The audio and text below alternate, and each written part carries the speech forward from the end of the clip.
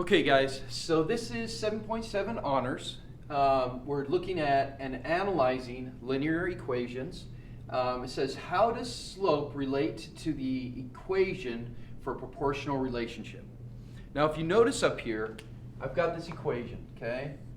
If you remember, x is always something's going to happen to x to get y.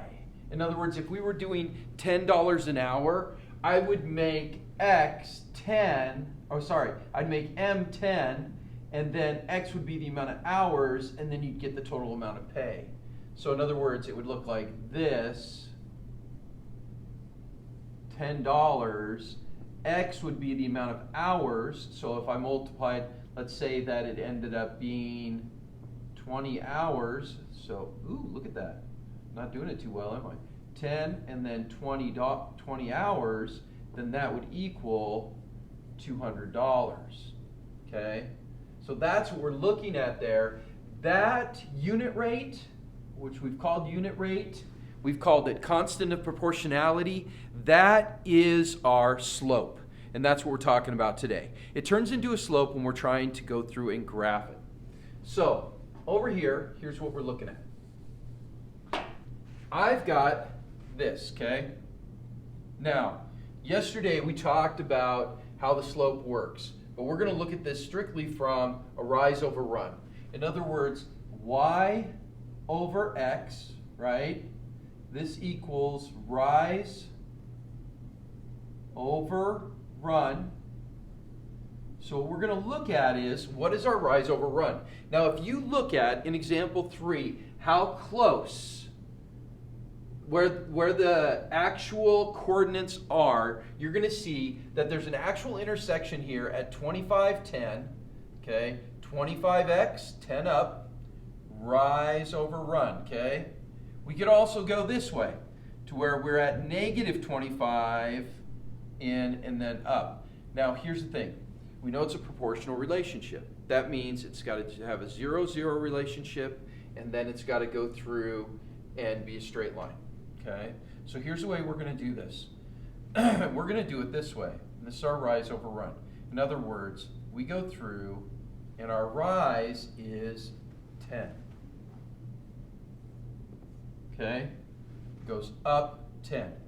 Our run is 25. Okay, so when we do that, then we end up getting, we reduce it down. So in other words, I would divide this by 5, right? And this equals 2/5. 2/5 becomes our slope. Okay, if we can go from one point to the next, in other words, we're going like this, right? This is our run, which is 25, our rise, which is 10. Then we put our rise over run, we reduce it down, and we get 2/5. So our equation for this ends up equaling 2/5 x equals y. So in other words, all we did was take that equation up there, the y equals m multiplied by x, and insert the slope, which is 2/5. Okay, guys? This is going to take some practice doing this. So you're going to have to really watch it and make sure that you do similar questions when you're going to do the Excel. Okay, so let's look at another one. Let's look at it from the other way. Okay?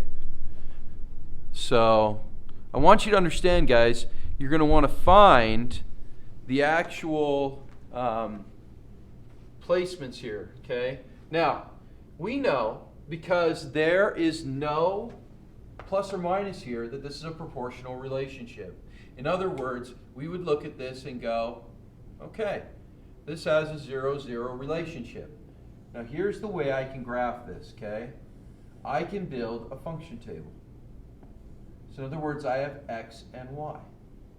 I know that this is proportional because there's no plus or minus b out here, so this has a 0-0 relationship. Now what we can do is we can solve this each way, okay? So in other words, I'm going to say, okay, let's make x 1. So if x is 1, that means it's y equals a negative 3 multiplied by 1. That means y equals a negative 3, okay?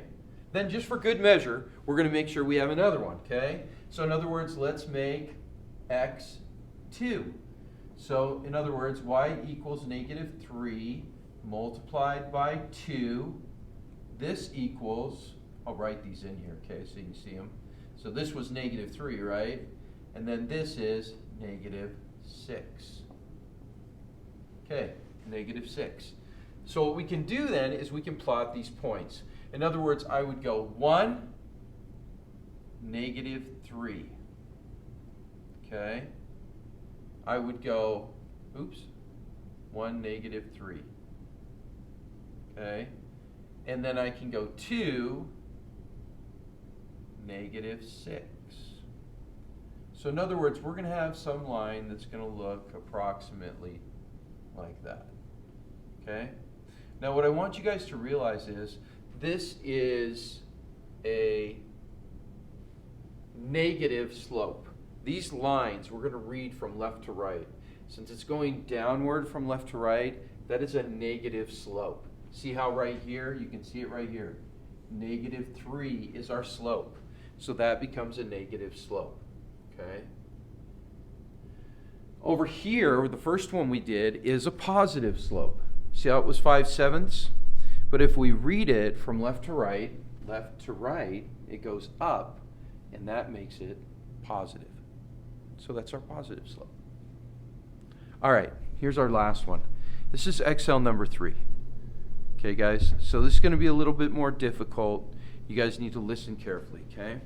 Here's what we're looking at. I'm going to read this. It says a movie theater sends out a coupon for 20% off the price of a ticket. Write an equation for the situation where y is the price of the ticket with the coupon and x is the original price of the ticket. Okay? So what I'm looking at is it's 20% off. Okay? So what I need to do first is I need to write a rule.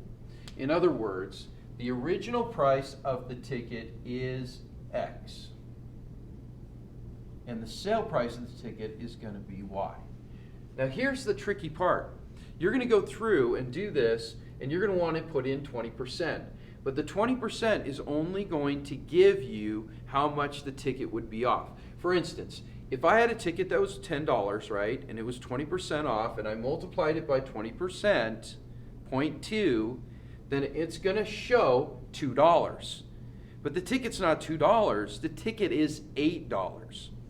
So instead of doing 20%, what we do is like this. Okay, 20% plus what equals 100%? Well, that would be 80%.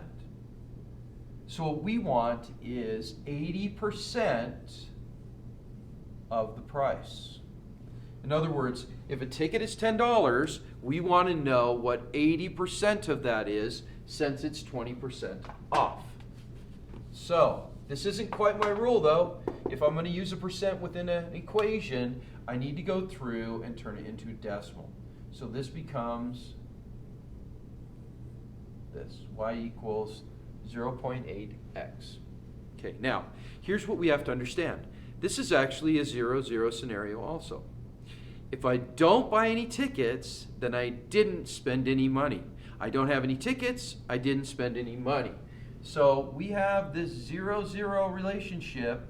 In other words, it intersecting the origin is going to be there. Now this time, though, it's going to start here. And that's part of the question they're going to ask you. Why doesn't it go into any other quadrants? Why didn't I draw down here? Why doesn't it go negative? Well, it's because I can't buy negative amount of tickets. I can't spend negative amount of money. Not when we're purchasing something. Okay, so we're going to do this out, right? Okay, so in other words, let me take this, now that we have this equated, all right? So 0 and 8/10. Okay, so here's what we're looking at. If I buy, just like I said before, 10 tickets, then it's going to cost me, or a $10 ticket, if the ticket costs $10, it's going to be $8 with the coupon.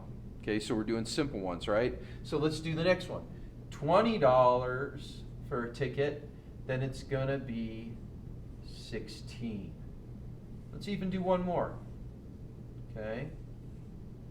30, then it's going to be 24. Notice how here I am counting by tens. Okay.